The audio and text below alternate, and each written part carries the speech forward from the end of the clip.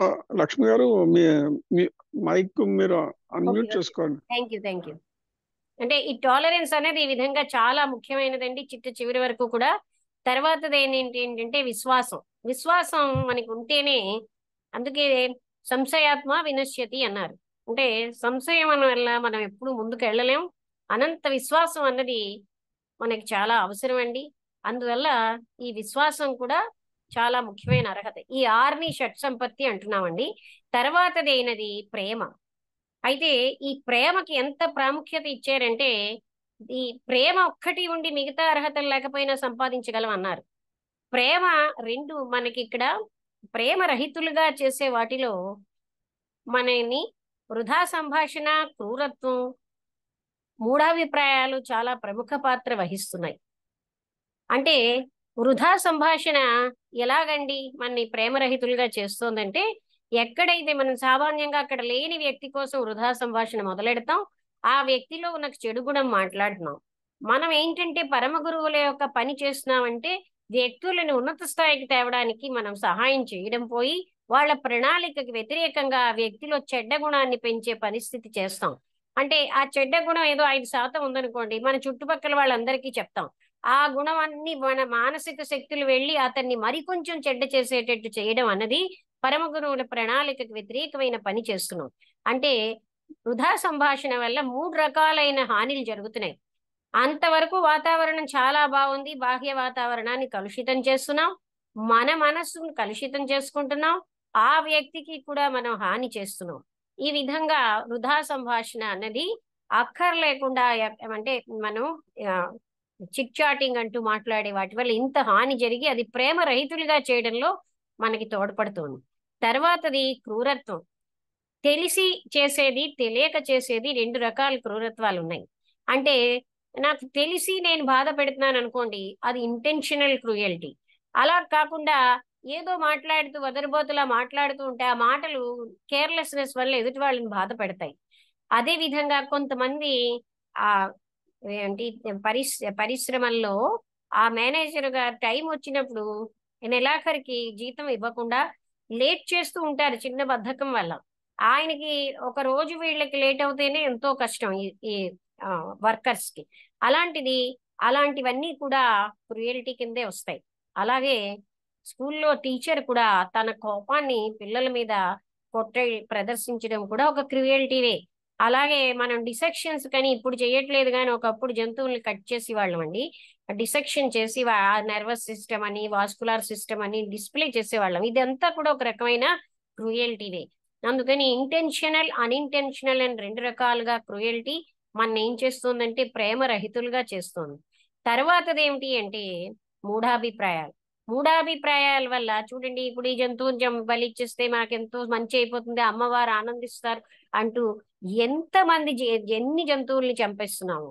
అలాగే అంటే నాన్ వెజిటేరియనే నాకు ఇష్టం. ఇప్పుడు ఎవరో మొన్న రేడియోలో చెప్తున్నారు, ఎక్కువ మంది నాన్ వెజిటేరియన్సే ఉన్నారు, వెజిటేరియన్సే తక్కువట. అంటే ఏంటి, ఇంకొక జంతువుని చంపి అది కూడా మనం క్రూయల్టీ కదండి, ఆ ఆహారాన్ని తినడం అన్నది. అది ఈ విధంగా ఇంటెన్షనల్, అన్ఇంటెన్షనల్ లో ఈ క్రూయల్టీ కూడా అలాంటిదే. అంటే అంటే మూఢాభిప్రాయాలు ఏంటంటే ఆ జంతువుని చంపేసి బలిస్తే మంచిది. అలాగే ఎందరినో హర్ట్ చేస్తూ ఉంటాం మూఢాభిప్రాయాలతో. మనం ఎంతో సంకుచితమైన జీవితం గడిపి అసలైనటువంటి ప్రేమ రహితులుగా తయారైపోతామండి. ఈ విధంగా ప్రేమ అన్నది మనం చాలా ముఖ్యమైనటువంటి అర్హత. మనిషికి విల్, విజ్డమ్ అండ్ లవ్ అని 3 రూపాలుగా పరమ గురువుల అంటే దైవశక్తి పనిచేస్తూ ఉంటుంది. మనం కావలసినటువంటి జ్ఞానాన్ని ఉద్దీపన చేయగలిగే ఇచ్ఛాశక్తి, ఇచ్ఛాశక్తి ఏమో ప్రేమతో ప్రేరితమవుతుంది. ఈ విధంగా ప్రేమ అన్నది చాలా ముఖ్యమైనటువంటి అర్హత. ప్రేమ అనగానే మనం హృదయంలో అంటే ఇంకా ఇది అని వీరిని వారిని అని కాదు, నిరంతరం ఒక స్ప్రింగ్ లాగా అన్నమాట. ఆ ప్రేమ యూనిఫైయింగ్ ఫోర్స్, చరాచర జగత్తంతటిని కలిపేటటువంటి శక్తి ప్రేమ.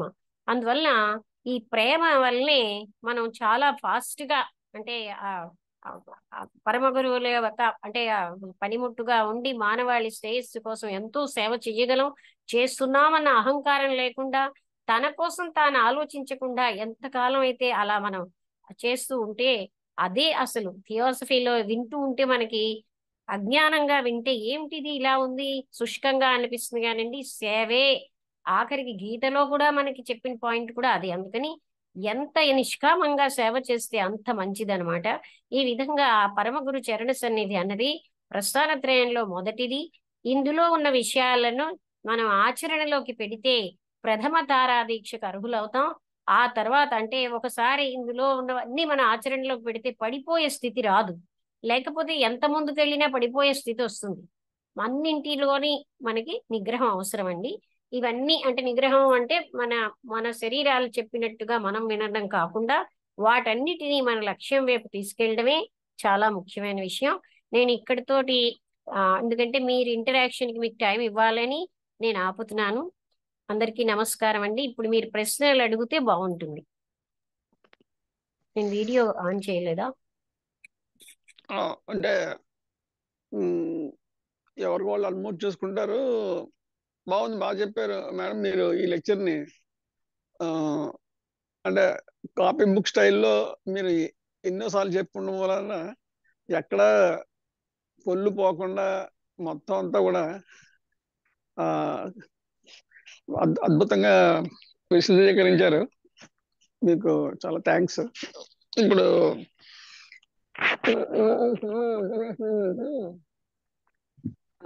ఇందాక గట్టిగా మీరు మాట్లాడతారా? మాట్లాడుతున్నప్పుడు ఫస్ట్ సెషన్ లో ఆ ఈ విగ్రహారాధన వాళ్ళ గురించి మనం వాళ్ళ దారిని మనం చెప్పలేము, వాళ్ళది వాళ్ళు ఫాలో అవుతాంటారు అన్నారు కదా. అలాగే ఇప్పుడు జస్ట్ సెకండ్ సెషన్ లో ఈ ఎవరైతే క్రూయాలిటీతో జంతువుల్ని చంపి అవి తింటున్నారు అంటే వాళ్ళు పర్సంటేజ్ ఎక్కువ ఉన్నారు ప్రపంచంలో అన్నది చెప్పారు. ఏంటండి వాళ్ళకి ఎవరైతే కూడా ఎవరైతే జంతువుల్ని వాటిని చంపి తింటూ వాళ్ళ ఫుడ్ కింద దాన్ని ఫాలో అవుతున్న వాళ్ళు ఉన్నారో ఆ వాళ్ళు దాన్ని సమర్థించుకుంటున్నారు అన్నదాన్ని కూడా చెప్పారు. అవునండి, క్రూయల్టీ. అంటే వాళ్ళేమో క్రూయాలిటీ, కానీ వాళ్ళకి ఆ తినే ఆహారం తినే పద్ధతి మాకు ఇది ఆ పైన మనం అనుకునే ఇప్పుడు మనం అనుకునే మాస్టర్స్ కానీ వాళ్ళు అనుకునే దేవుడు కానీ మాకు సదుపాయం క్రియేట్ చేశారు అని చెప్తారు. అందుకని ఇది క్రూయాలిటీ కాకుండా జంతువుల్ని చంపకుండా తినడం అనేది అది కుదరదు. అందుకని వాళ్ళ పాతని వాళ్ళ ఫుడ్ హ్యాబిట్స్ లో వాళ్ళ రిలీజియస్ గా కానీ లేకపోతే వాళ్ళ యొక్క స్వాభావికంగా కానీ ఆ వాళ్ళు తింటున్నారు. కాబట్టి ఈ దీన్ని ఎలాగా మనం అర్థం చేసుకోవాలన్న దాన్ని ఆ వాళ్ళకి మనం ఎలా చెప్పాలన్న దాని మీద ఈ రెండింటిని మీరు కొంచెం ఎక్స్ప్లెయిన్ చేయండి. మన ఇంటెన్షన్ ఏదైనా అక్కడ జంతువుకి బాధ కలుగుతుంది కదండి. ఇప్పుడు ఇంకా ఏం చెప్తారంటే చిట్ట చివరిలో ఆ జంతువు అంటే ఏ టైప్ ఆఫ్ వైబ్రేషన్స్ తో ఉందో అవన్నీ ఆ ఆ మాంసాన్ని తిన్న మనకు కూడా వస్తాయి అన్నమాట. అందుకని అంటే ఏ లక్ష్యంతో చేసినా అది క్రూయల్టీవే కదా. బతికున్న జంతువుని చంపి దాన్ని మనం తీసుకోవడం అన్నది అంటే అలవాటు అయిపోయి ఉండొచ్చు, ఏదైనా ఉండొచ్చు, కానీ అది అంటే మనం మామూలుగా వాళ్ళకి ఏమైనా ఏదో ఇది నాకు అలవాటు అవి చెప్పొచ్చు కానీ but it is a cruelty. As far as karma is concern అది క్రూయల్టీవే. కరెక్టే కాదంటే నేను చెప్పేది వాళ్ళు ఏమంటారంటే మాకు ఆ పైన నుంచి మాకు ఇది ఆ ఆ భగవంతుడు ఆ దేవుడు అన్న వాళ్ళు మాకు ప్రసాదించారు. ఈ ఒక జంతువు ఇంకో జంతువుని తినేయడం లేకపోతే మనుషులు కొన్ని జంతువుల్ని చంపి తినడం క్రూయాలిటీ. ఆ క్రూయాలిటీ కాదా అంటే దాన్ని ఏమంటారు? క్రూయాలిటీని మన తెలుగులో క్రూరత్వం. దాన్ని ఏమండి? క్రూరత్వం. ఆ క్రూరత్వం అవునా కాదా అన్నది పక్కన పెట్టి మాకు దేవుని ప్రసాదించిన ఫుడ్ ఇది అని అంటారు. అలాగే మనం కూడా ఏమంటున్నాం? మనం పరమ గురువులు పనిముట్ల కింద మనం పనిచేస్తున్నాం అని మనం అంటున్నాం. ఈ ఈ ఈ ఈ కాంబినేషన్ లో అని నా క్వశ్చన్ అనమాట. ఏంటంటే వాళ్ళు ఆ క్రూయాలిటీ అది పక్కన పెట్టండి, చంపతినడం అనేది ఉంటుంది అక్కడ. సో వాళ్ళు కూడా చెప్పేది ఏంటంటే పైన మాకు ఈ దేవుడు ఇచ్చింది ఇది అన్న అన్న యాంగిల్ అన్న. సో మనం మన గురువులు, మన పరమ గురువులు అలా చెప్పిన అని పని మనం కాదండి, చేస్తున్నాం. మనం ఏ ఉద్దేశంతో చేయి పెట్టినా అగ్గి ఎలా కాలుస్తుందో అలాగా ఆ జంతువుని అంటే చంపడం వల్ల జంతువుకి బాధ కలగడం ఆ లక్ష్యం ఏది అవ్వచ్చు, అది సహజమే, అది నిజమనే విషయమే కదండి. అది నేను తినడం నాకు భగవంతుడు పెట్టాడు అవన్నీ వేరే విషయాలు, కానీ అక్కడ సత్యం ఏమిటంటే ఆ జంతువుకి బాధ కలుగుతోంది అన్నది సత్యం. ఓకే, నెక్స్ట్ అదర్స్ ఎనిబడి కొన్ని ప్లేస్ దేర్ క్వశ్చన్స్ ఓరల్లీ. ఇంకెవరైనా అడగండి. మేడం నమస్తే అండి. నమస్తే అండి, చెప్పండి రఘురామ్. మేడం ఇప్పుడు యాక్చువల్గా రఘురామారావు గారు చెప్పింది అర్థమైంది. అయితే నా ఉద్దేశం ఏంటంటే సహజంగా ఇప్పుడు మనం బయట వ్యక్తులకైతే ఇవన్నీ చెప్పుకోలేమండి సహజంగా. అయితే మనం దివ్యజ్ఞాన సమాజంలో ఉన్నాం కాబట్టి ఈ దివ్యజ్ఞాన సమాజ సభ్యులు పాటిస్తే మాత్రం బయట ప్రభావం అవుతుందని నా ఉద్దేశం అండి. బయట అప్పుడు మనం వ్యక్తులైనా చెప్పక్కర్లేదండి ఎక్కువగా. జంతువుకి బాధ కలుగుతుంది అనేది నిజమే కదండి. నిజమేనండి. ఎస్ అవును. అంటే మీరు నాకు చెప్పింది అర్థమైంది. అంటే ఉదాహరణకి మనకు ఫంక్షన్కి వెళ్ళింది మాకు తెలిసిన వాళ్ళకి. ఈ వెళ్ళినప్పుడు ఏంటంటే ఆ పిల్లని ఆశీర్వదిస్తున్నారు. అక్కడ ఆ పిల్లని ఆశీర్వదిస్తున్నప్పుడు ప్రేమ అది రకరకాలు ఉంటాయి కదండి ఫీలింగ్స్ వాళ్ళ ఇవన్నీ కూడా. ఒక పక్కన ఇవన్నీ ఆశీర్వదిస్తూ ఇంకో పక్కన అన్ని జంతువులు చంపి తింటున్నారు. ఒక ఇది వచ్చిందన్నమాట నాకు చూసి. అవును, అంటే యాక్చువల్ గా ఆ స్పందన అంటే మనం బాడీస్ ఏంటవుతాయంటే స్థూలం అయిపోయి డివైన్ వైబ్రేషన్స్ పనిచేయకుండా అయిపోతాయండి. స్థూలమైనటువంటి మాంసాహారం వల్ల, ఈ పొగాకు లేకపోతే డ్రింక్ చేయడం వల్ల మన బాడీస్ మనం ఏ పనికైతే ముఖ్యం అనుకుంటున్నామో అది ఏమి దానికి పనికి రాకుండా అయిపోతాయి. మన శరీరాలన్నీ సెన్సిటివిటీ కోల్పోతాయి. అవునండి. అందువల్ల అటువంటి ఆహారం అవును. మంచిది కాదు. రెండోది, అటువంటి వాళ్ళ ఆహారం తినడం వల్ల మనకి కర్మ ఉంటుందండి. ఈనాడు ఒక సర్వెంట్ గా అవునండి. ఒక బాస్ గా మనం సర్వెంట్ ని దుర్వినియోగం చేసుకుంటే రేపు సర్వెంట్ సర్వెంట్ అవుతాం. అలాగే మనం కూడా ఈ జంతువుల పట్ల మనం చేసిన కర్మకి మనకి రిటర్న్ ఉంటుంది. అవునండి.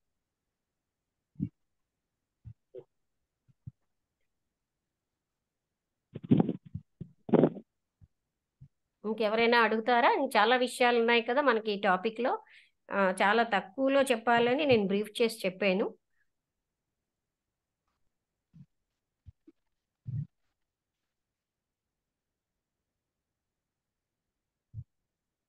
లక్ష్మి గారు చెప్పండి నమస్కారం అండి. శాస్త్రి గారు చెప్పండి. నమస్తే. లక్ష్మి గారు నమస్కారం. నమస్తే. అందరికీ నమస్కారం. ఇప్పుడు మనకి రఘురామ్ గారు వేసిన ప్రశ్నకి వాళ్ళు మాంసాహారం ఇవన్నీ తింటుంటే వైన్ తీసుకోవడం ఇటువంటివి చేయడం వల్ల ఏమవుతుందంటే యాస్ట్రల్ బాడీ ఇన్ఫ్లుయెన్స్ బాగా పెరిగిపోతుంది. అంటే మనకి సున్నితత్వం మనలో తగ్గిపోతుంది. ప్రపంచ అవునండి. వ్యామోహాల మీద దృష్టి పెరుగుతుంది. అందుచేత ఏమవుతుందంటే మనం ఎంత గొప్పగా బుద్ధితో మంచి బుద్ధితో చేయాలనుకున్నా ఆ వైను ఈ మాంసం ఇవన్నీ తినడం వల్ల మనలో తామసిక లక్షణాలు వచ్చేస్తాయి.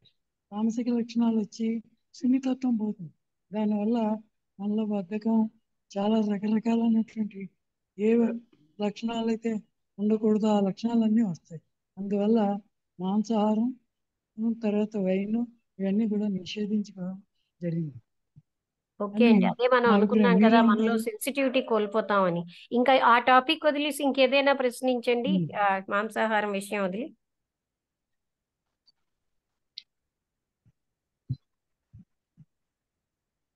తర్వాత రఘురామ్ గారు ఆయన ఏంటో ప్రశ్న వేసారు.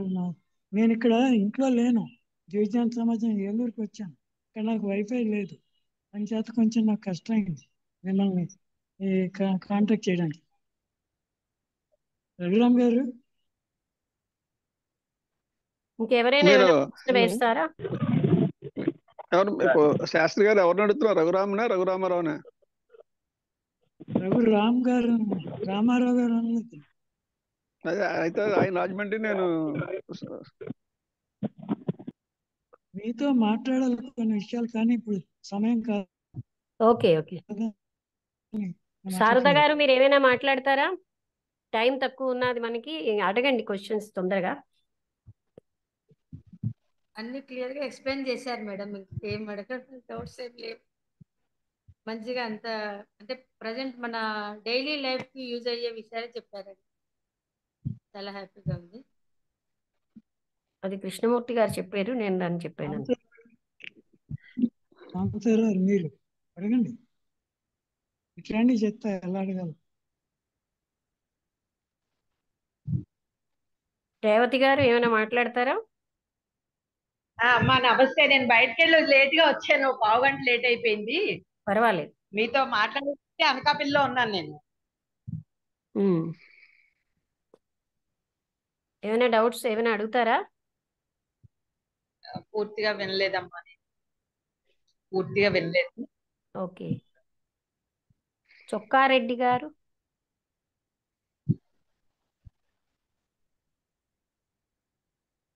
ఎవరైనా డిస్కస్ చేస్తే విషయం బాగా మనకి క్లియర్ అవుతుంది. అదే విన్న వాళ్ళు ఎవరైనా ఏదో ఒక క్వశ్చన్ రైజ్ చేయండి, చేస్తే అది అందరికీ ఉపయోగపడుతుంది. ఇది సాంబశివరావు గారు యోగా ఏలూరు చేయెత్తారు, మాట్లాడండి. సాంబశివరావు గారు. మేడం గారు నమస్కారం అండి. నమస్తే అండి. బాగున్నారా మేడం? బాగానే ఉన్నానండి. మనం ఆధ్యాత్మికంగా ఎదగాలంటే మొదటిసారిగా విగ్రహారాధనతో మొదలవ్వాలని ముందు కూడా ఒకసారి చెప్పానండి. విగ్రహారాధన ముందు మనం మైక్ దగ్గర స్పీకర్ సరిగ్గా పెట్టుకో. ఆధ్యాత్మికంగా ఎదగాలంటే మొదటిసారిగానే విగ్రహారాధనతోటే కదండి మొదలవుతుంది అని చెప్పలేమండి.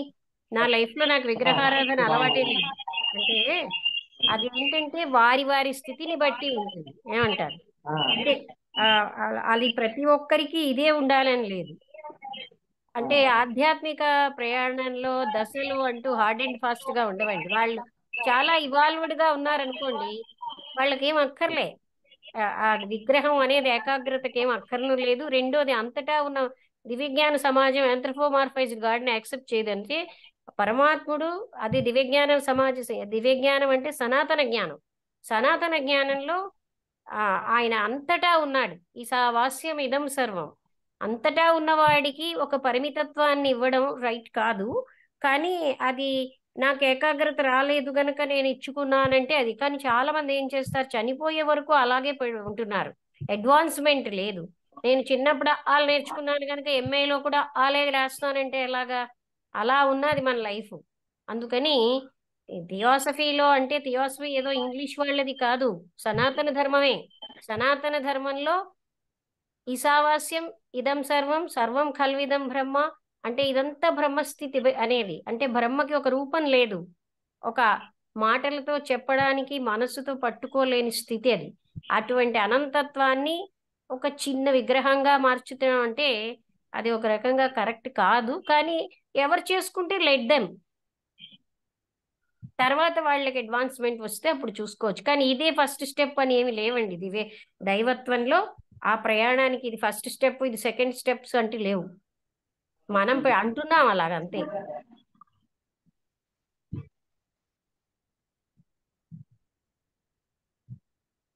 లక్ష్మి గారు ఇక్కడ చిన్న విషయం చెప్పాలనుకుంటాం. ఇప్పుడు భగవద్గీతలో శాఖలు తీసుకుంటే ఆత్మ సంయమ యోగం, అతను దాని ప్రకారం ఏంటంటే వ్యక్తి జన్మించినప్పుడు అతను పూర్వజన్మ సుకృతాన్ని బట్టి అతని సాధన పూర్వజన్మలో ఎంతవరకు అయ్యిందో అది బ్రేక్ అయిపోయినప్పుడు ఇక్కడ కంటిన్యూ అవుతుంది. కొంతమందికి ఇటువంటి విగ్రహారాధన ఇటువంటి అవసరం లేకుండానే డైరెక్ట్గా కనెక్ట్ అవ్వగలుగుతుంటారు. దానికి కారణం అది పూర్వజన్మలో వాళ్ళు చేసిన సాధన ప్రక్రియలు. అది అందుచేత అవును. మీరు ఆన్సర్ వింటున్నారా? నేను చెప్పిన ఆన్సర్ కూడా మీరు విన్నారా? ఎందుకంటే మీరు చాలా రిపీట్ చేస్తున్నారు. అందుకని అదే మనం ఏంటంటే వాళ్ళ వాళ్ళ స్థితుల్ని బట్టి, ఇది అందరికీ అయినా హార్డ్ అండ్ ఫాస్ట్ రూల్స్ లేవు. కొందరు కూర్చోగానే ఇప్పుడు 5 ఏళ్లప్పుడే ధ్రువుడికి అంటే ప్రహ్లాదుడికి వాళ్ళందరికీ చిన్నప్పుడే ఇదైంది. అలాగే చిన్నప్పుడే ఎంతో అడ్వాన్స్మెంట్ ఉన్న ఎందరో ఉన్నారు. ఇందులో ఎస్ అన్కండిషనల్ ఆధ్యాత్మిక జ్ఞానమును అదిను కండిషన్ తో ఉండదండి. అవును, I agree with you. Madam చెప్పండి. ఇప్పుడు మామూలుగా 4 యోగాలు చెప్తారు కదండి మనకి. భగవద్గీతలో కృష్ణుడు చెప్పాడని చెప్పని ఉమ్, కర్మయోగము, భక్తి యోగము, జ్ఞానయోగము, జ్ఞానయోగము అని చెప్పుకుని వస్తారు కదా. అవును. మరి ఈ భక్తి యోగం అంటే కర్మయోగము, భక్తి యోగము అంటే ఇందాక మీరు చెప్పారు కర్మ అంటే ఈ సేవ అని దాంతో మీరు కంపేర్ చేసి చెప్పారు వివరం. మరి భక్తి యోగం అంటే ఏంటండి? భావమా లేకపోతే ఈ విగ్రహారాధన ఏ రకంగా దీన్ని ఆలోచించాలి అప్పుడు మనం? బాగుంది ప్రశ్న, అందరికి ఉపయోగపడుతుంది. ఇప్పుడు ఏంటంటే విగ్రహారాధన మన వాళ్ళు ఏమంటారంటేనండి, చాలా మంది ఏమనుకుంటారు, కోవిల్కి వెళ్ళి అక్కడ ఒక కొబ్బరికాయ కొట్టేసి అది వస్తే నాకు భక్తి ఉన్నట్టు, అలా లేకపోతే నేనేమోని పుష్కరాలకు వెళ్ళి స్నానం చేస్తే భక్తి ఉన్నట్టు. కానీ ఏం చెప్పారంటేనండి, ఆత్మతత్వంలో ఒక సెకండ్ ఉంటే, లేకపోతే ఒక క్షణం ఉంటే కోటి తీర్థాలు సేవించిన ఫలితం, కోటి యజ్ఞాలు చేసిన ఫలితం వస్తుంది. అందుకని అంటే ఇది మనకి తెలియక అదే అనుకుంటున్నాము. కానీ రెండోది వినోబా భావే ఏం చెప్పారంటే, కర్మ, భక్తి, జ్ఞానం ఈ 3 వేడు కాదు, అవన్నీ కూడా ఇంటిగ్రేటెడ్ గానే ఉన్నాయండి. కర్మయోగం, భక్తి అంటే ఏంటంటే అనంతమైన ప్రేమ. ఆ ప్రేమ పరమాత్ముడి పట్ల ప్రేమ. అంతే, దాన్ని ప్రేమ లేనివి ఏవైనా కూడా శుష్కమే కదండి. ప్రేమకి అసలు హృదయంలో ప్రేమ ఉన్నప్పుడు ఆటోమేటిక్ గా ఇంద్రియ మనోనిగ్రహాలు సులువు అయిపోతాయి. మనకి అన్ని పనులు కూడా సులువు అవుతాయి ప్రేమ వల్ల. అందుకని ఆ ప్రేమకి అంత ప్రాముఖ్యం. అంటే పరమాత్ముడి ఇప్పుడు నారద భక్తి సూత్రాల్లో అందుకే భక్తి యోగం అనేది చాలా ఈజీగా ఉంటుంది. అంటే ఆనందంగా from the beginning to the end ఆనందంగా ఉంటుంది. But at the same time భక్తిలో జ్ఞానం ఉంది. కర్మయోగం, భక్తి యోగం, ఆ, జ్ఞానయోగం 3 కలిసే ఉన్నాయండి. ఏమండి, ఆ శాస్త్రి గారును రేవతి గారు మ్యూట్ చేయండి. ఫస్ట్ నేను ఒక ప్రపోజిషన్ చెప్తాను. అంటే చెప్పండి. భగవద్గీత అవన్నీ కాకుండా థియోసాఫికల్ సొసైటీలో ఉన్న 3 ఆబ్జెక్ట్స్ 3 ఆబ్జెక్ట్ యాంగిల్లో చెప్తాను. 3 ఆబ్జెక్ట్ ఇంగ్లీష్లో చెప్తున్నాను. To investigate the laws of nature and the powers latent in man అన్నప్పుడు, ఇప్పుడు ఈ పరబ్రహ్మ అనుకున్న, అంటే నామరూపాలు లేని పరబ్రహ్మ అనుకున్న, కాన్షియస్నెస్ అనుకున్న, సోల్ అనుకున్న, ఏదన్నా కానీ నేను, అంటే నా పర్సనల్ ఒపీనియన్, ఎనర్జీ అండి. అది ఎనర్జీ. ఈ ఎనర్జీ ద్వారానే మనిషి సర్వే అవుతాడు. ఈ ఎనర్జీ ద్వారానే పుడతాడు, నశిస్తాడు అన్న తప్ప దీనికి మనం బ్యాలెన్స్ ఫ్రమ్ ప్రీవియస్ జన్మాస్ ఇవన్నీ లేదు అనే దాని మీద కొంచెం స్టడీ చేస్తే బాగుంటుంది అన్నది ఆలోచన. అంటే the birth and death and the birth, living and death, ఈ 3 కూడా is one time affair. There is no carry forward or brought forward అన్నది కాకుండా ఉంటే, పరబ్రహ్మ అన్న, కాన్షియస్నెస్ అన్న, సౌల్ అన్న అన్నీ కూడా ఎనర్జీ అన్న దాని మీద ఒకసారి ఆలోచిస్తే బాగుంటుంది అనేది నా ప్రపోజన్, నా ఆలోచన.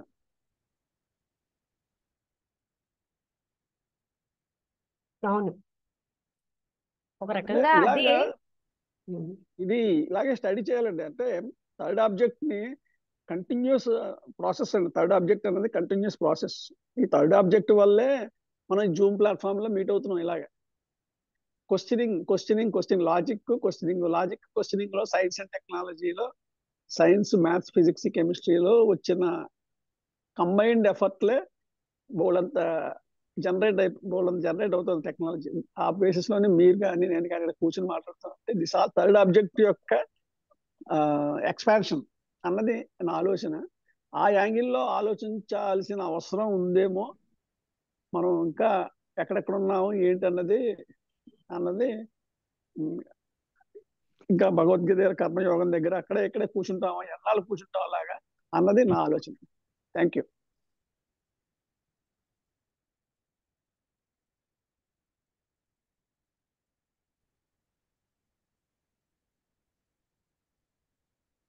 ఎవరైనా ఏమైనా ప్రశ్నిస్తారా? కంటెంట్ లో అర్థం లక్ష్మి కాకపోయినా గారు ఓకే. లక్ష్మి గారు ఆ, ఒక విషయం, మనకి సెకండ్ ఆబ్జెక్ట్ లో comparative study of religion, science and philosophy అని మేడం అన్నారు అవును కదా. నేను ఇండియన్ ఫిలాసఫీ చూస్తే చాలా ఇండెప్త్ ఉందండి ఇది. అంచేత మనం ఫిలాసఫీ ఆస్పెక్ట్ లో కూడా కొంచెం స్టడీ చేయాలి, ఎస్పెషల్లీ ఇండియన్ ఫిలాసఫీ. నేను ఈ ఎంఏ ఫిలాసఫీ క్లాసెస్ అటెండ్ అవుతున్నాను ఆన్లైన్లో. ఏంటంటే చాలా ఉన్నాయి, మైన్యూట్ గా డీటెయిల్స్. అది ఇప్పుడు మీరు మాటల్లో చెప్తే దయచేసి అర్థమయ్యేటట్టు కంటెంట్ ఉంది. మీద అడగండి, ఎందుకంటే latest talk later all these things.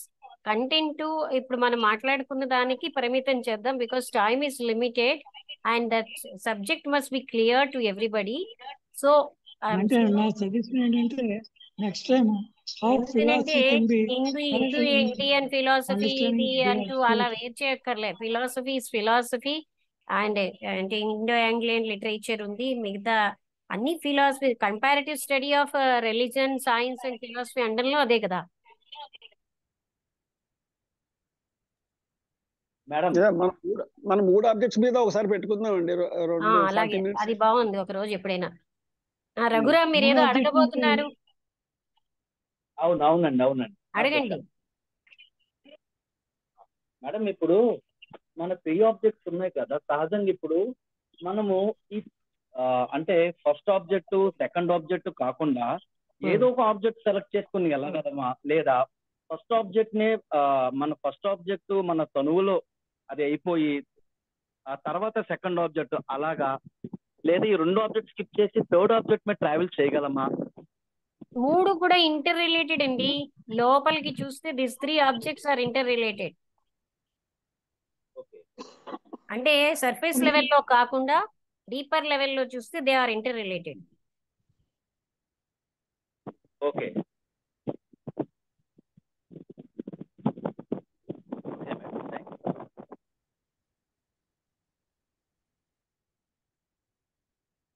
ఇంకా ఎవరైనా మాట్లాడితే బాగుంటుంది.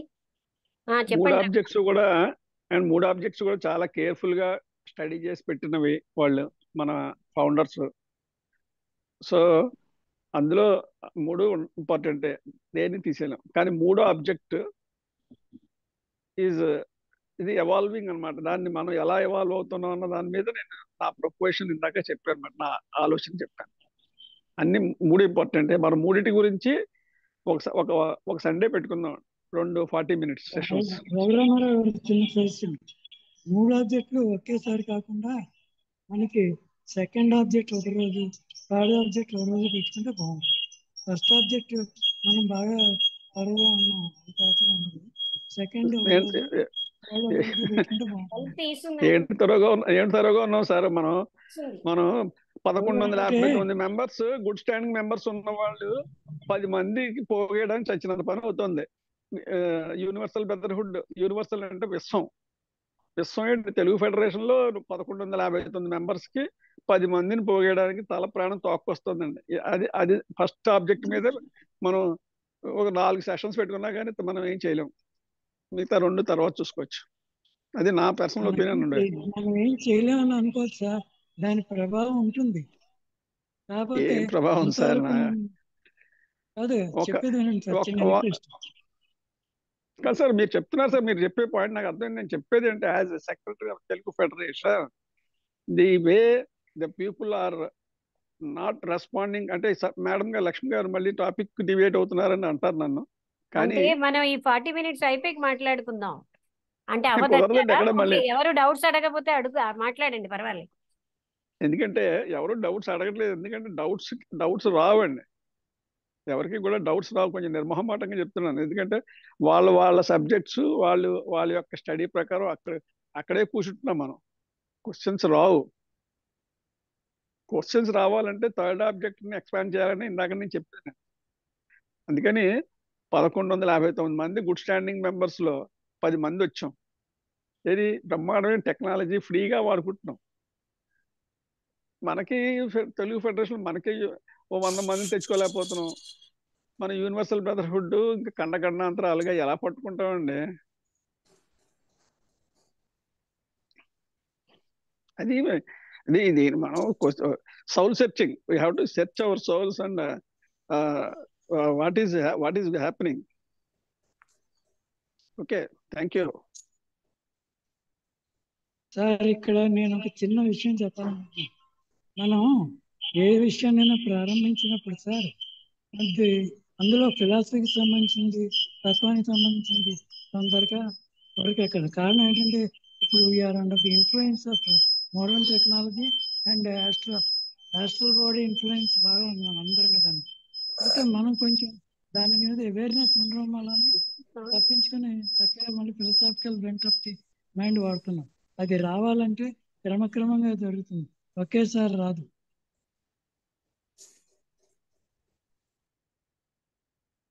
ఇంకెవరైనా ఏమైనా మాట్లాడతారా సబ్జెక్ట్ మీద? టీవీ రమణ గారు, మీరు చెప్పండి. ఇది డైరెక్ట్ క్వశ్చన్ మీకే. ఇప్పుడు రఘురామారావు గారు మీరు మాట్లాడింది వినపడలేదు సరిగ్గా. అంటే ఫస్ట్ పాయింట్ అండి శాస్త్రి గారు, డైరెక్ట్ గా క్వశ్చన్ అయినా ఎవరికైనా ఫస్ట్ పాయింట్, జూమ్ ప్లాట్ఫామ్ మీద ఒక అడ్వాంటేజ్ ఏంటంటే జూమ్ మీటింగ్ లో అటెండ్ అయినట్టుగా కనిపిస్తుంటుంది, కానీ మనుషులు అటెండ్ అక్కడ లేకపోవచ్చు కూడా. అదొక ఇది ఉందండి. అందుకని ఇందులో అటెండెన్స్ వచ్చాము, ఇక్కడ స్టడీ చేస్తున్నాము అనేది అది ఒక ఇష్యూ. అసలు ఫస్ట్ ఎన్నాళ్ళకి వస్తుందండి ఇది? ఎన్నాళ్ళకి వస్తుంది చెప్పండి? ఇది టెక్నాలజీ ఫిజికల్ అటెండెన్స్ నుంచి రిమోట్ అటెండెన్స్ లోకి వచ్చే టెక్నాలజీ వచ్చినా కానీ మనం వాడట్లేదంటే మనం ఎక్కడున్నాం అనేది క్వశ్చన్ చేసుకోవాలి కొంత అని నా పాయింట్ అనమాట. నా పాయింట్ ఏంటంటే వాళ్ళు అటెండ్ అయిన వాళ్ళు సాంబ యోగా గారు ఏదో ఏలూరు మాట్లాడతారా? లేదు మేడం, విన్నాం మేడం. ఇంకా చెప్పారుగా మీరు ఆ మాటలు బాగా. అంటే మీరు వచ్చారు కదా అని మీరు మాట్లాడుతున్నారు అని అనుకున్నాను. ఓకే, ఏదైనా వచ్చాను. అనుపమ గారు మీరేమైనా ఉన్నారా? అనుపమ గారు, అంటే టాపిక్ ని మనం ఎక్కువ క్లియారిటీ రావాలంటే క్వశ్చన్స్ వల్ల, లేకపోతే మీరు కొంచెం యాడ్ చేయడం వల్ల అలా అవుతుంది. ఇప్పుడు మేడం గారు మనకున్న టాపిక్ లో జిడ్డు కృష్ణమూర్తి గారు ఆల్కాన్ ద్వారా రాసిన ఈ సబ్జెక్ట్ ని మనం మాట్లాడుకున్నాం. ఆయన కూడా నేను ఒక అవతారమూర్తిని కాదని చెప్పేసి సింపుల్ గా బయటకు వెళ్ళిపోయారు. అనలేదా? ఆయన సింపుల్ గా నేను మామూలు మనిషిని అని చెప్పేసి ఇవన్నీ పక్కన పెట్టండి అని చెప్పి వెళ్ళిపోయి క్వశ్చన్ సైకలాజికల్ ప్లేన్ మీద పక్కన పెట్టండి అనలేదండి, ఎవరికి వారుగా అనుభూతి చెందండి అన్నారు. కృష్ణమూర్తి చెప్తున్నారని చెప్పకండి, మీ అంతటా ఆ సత్యాలు మీవిగా ఫీల్ అవ్వండి. అది ఓకే. అది అది చెప్పింది ఎక్కడ ఉంది అని అడుగుతున్నమాట. నేను ఎవరు క్వశ్చన్స్ కూడా ఏమి వేయకుండా ఏమి చేయకుండా ఉంటే ఎక్కడ తీసుకెళ్తావు సబ్జెక్ట్ ని ఎలాగా అన్నది నా పాయింట్. అంటే అడగొచ్చు, చాలా ఎన్నో ఉన్నాయి ఇందులో. అసలు అంటే క్వశ్చన్స్ వేయాలంటే అంటే ప్రతి దగ్గర వేయొచ్చు. అలాంటిది ఈ సబ్జెక్ట్ అలాంటిది. చెప్పాలంటే రఘురామారావు గారు, ఈ జూమ్ యాప్ నిజంగా blessing in disguise for us. కాకపోతే ఏంటంటే వాళ్ళు మనసు పెట్టి అర్థం చేసుకుంటే డౌట్స్ చాలా వస్తాయి. అంటే వాళ్ళు అండర్స్టాండింగ్ లిమిట్ అయిపోయినప్పుడు ఇంకేం లేదు. ఇక్కడ ఏంటంటే చదివినప్పుడు మ్యాటర్ దాని యొక్క అర్థం, పదాల యొక్క అర్థం తెలుసుకుని బాగా అర్థమైపోయిందని అనుకుంటున్నారు. కానీ అది ప్రాక్టికల్ అప్లికేషన్లోకి వెళ్ళేటప్పుడు ఎటువంటి చేంజెస్ మన సైకలాజికల్ ప్లేన్లో వస్తున్నాయో అవి ఆలోచించగలగాలి. అవి ఆలోచించగలిగినట్లయితే చక్కటి మార్పు వస్తుంది. అది ఈ వాతావరణంలో కొంచెం కాలం క్రమేణా రావచ్చు, అంతేగాని ఇప్పుడున్న సెటప్లో ఇమీడియట్గా రాదు. నేను చెప్పేది కూడా రఘురాము గారిని ఏమని అడిగానంటే, మన రఘురామ్ లైన్ లో ఉన్నాడు. లైన్ లో నేను అడిగింది ఏంటంటే 3-4 నెలలు, ఒక 4-5 నెలలు, ఒక 6 నెలలు ఎంతో పెట్టుకుని నెమ్మదిగా మోటివేట్ చేసి తీసుకొస్తే 3 నెలలకో 4 నెలలకో మీటింగ్ పెడితే 100 మంది ఇలా జాయిన్ అయినట్టుగా అనిపిస్తే తర్వాత నెమ్మదిగా పెరుగుతారంటే అప్పుడు మనం ఈ సబ్జెక్ట్ లో వాళ్ళకున్న అభిప్రాయాలని కొంచెం పక్కన పెట్టి కొత్త పాత్రలు తొక్కించడానికి ఈ లెక్చర్స్ స్టడీ క్లాసుల ద్వారా చేయొచ్చు అన్నది నా ఇంటెన్షన్. మీరు అన్నది కరెక్టే, మీరు అన్నది కరెక్టే సార్. నేను జ్ఞానజ్యోతి అటెండ్ అయ్యాను. జ్ఞానజ్యోతిలో అటెండ్ అయినప్పుడు ఒక టాక్ వచ్చింది. అదేమిటంటే ఇప్పుడు మనం ఏదైనా లక్ష్యం పెట్టుకున్నాం అనుకోండి, మన అటెన్షన్ అంతా లక్ష్యాన్ని ఎప్పుడు చేరుతాము, కానీ మనలో మార్పు ఇంటర్నల్ గా ఎక్కడ వస్తుందని సైకలాజికల్ ప్లేన్ లో చూసుకోం. దాని వలన ఏమవుతుందంటే ఏం సాధన జరగదు. అది వెరీ ఇంపార్టెంట్. అక్కడ కృష్ణమూర్తి గారు ఏమన్నారంటే లివ్ ఇన్ ప్రజెంట్ అన్నారు. అంటే లివ్ ఇన్ ప్రజెంట్, ఈ క్షణం. ఇప్పుడు నేను మీతో మాట్లాడుతున్నా, ఈ విషయం గురించి మాట్లాడినప్పుడు ఈ విషయం మీద నేను మాట్లాడినప్పుడు నాలో ఇంటర్నల్ ట్రాన్స్ఫర్మేషన్ ఏ విధంగా జరుగుతుంది, అది ఎవరికి వాళ్ళు ఎస్టిమేట్ చేసుకోగలరు. అప్పుడు మాత్రమే మార్పు వస్తుంది. దానికి కొంచెం వ్యవధి పడుతుంది. ఓకే అండి. ఇంకా సెకండ్ సెషన్ లో లక్ష్మి గారు టైం ఎంత ఉంది? ఇంకా సెకండ్ సెషన్ లో టైం ఎంత ఉంది? టైమా 2 minutes ఉందండి. 2 minutes and 2.5. Okay, let us come to a conclusion. అంటే మనం వెంకటేశ్వరరావు నెక్స్ట్ గారు మీటింగ్ మీరేమైనా మాట్లాడండి. వింటున్నా మేడం, వింటున్నా. I'm enjoying the You have that knowledge. knowledge is a relative madam, but I am enjoying the discourse. Okay sir, thank you. So when Lakshmi Gar is presenting a discourse, we have to contemplate ourselves with the higher side of the philosophical interaction. Okay, thank you. ఇప్పుడు మనం వారానికి 2 పెట్టుకుందామా, 1 పెట్టుకుందామా అన్నది ఒక consensus కి reach అవుదాం. అది వారానికి 2 అయితే ఏ వారాలు, ఏ టైమింగ్స్? ఒకటే పెట్టుకుందామండి. వారానికి ఒకటే. ఒక లెక్చరర్ అంటే మోడెస్ట్ గా it will be successful sir when we have plan for a week. Okay, 1 week weekly once. ఏ రోజు అది స్టిపులేటెడ్ టైమింగ్ ఒకటిను డే కూడా డిసైడ్ చేద్దాం. ఓకే అండి, సండే పెట్టుకుందామండి లక్ష్మి గారు. సండే అయితే నాకు మా లార్జ్ మీటింగ్ ఉంది. మండే, ట్యూస్డే, వెడ్నెస్డే లో ఏ రోజైనా ఓకే. అంటే మళ్ళీ ఆర్ట్ డేస్ అవుతాయి మేడం. వీకెండ్ పెట్టుకోవటం కానీ వీక్ బిగినింగ్ కానీ. సాటర్డే ఏమో విజయవాడ మీటింగ్ ఉంటుంది, సండే ఏమో మా లార్జ్ మీటింగ్ మాకు ఉంటుంది ఇక్కడ. ఓకే, మండే బెటర్ అండి. ట్యూస్డే ఎందుకంటే నాకు ఉపనిషత్తు రాస్తుంది. మండే పెట్టుకుందాం అంటే ఓకే.